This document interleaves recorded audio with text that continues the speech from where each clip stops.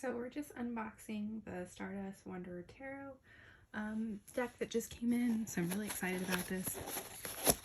Jen has been working really hard to get these out and get everything printed and good to go.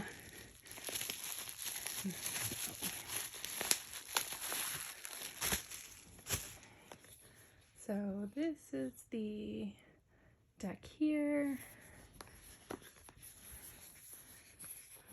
Has the little booklet for everything. Just dump the cards out too.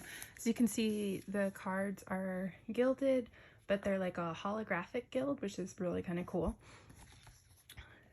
Our little box has a David Bowie quote in here, but let's look at some of the images on the cards themselves.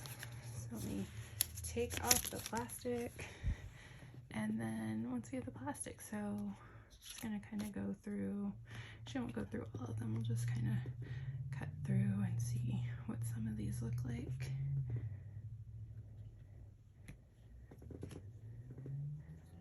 But this is the Stardust Wanderer Tarot Deck, and it's kind of this pirate, kind of a mystical pirate theme would be the best way to describe it.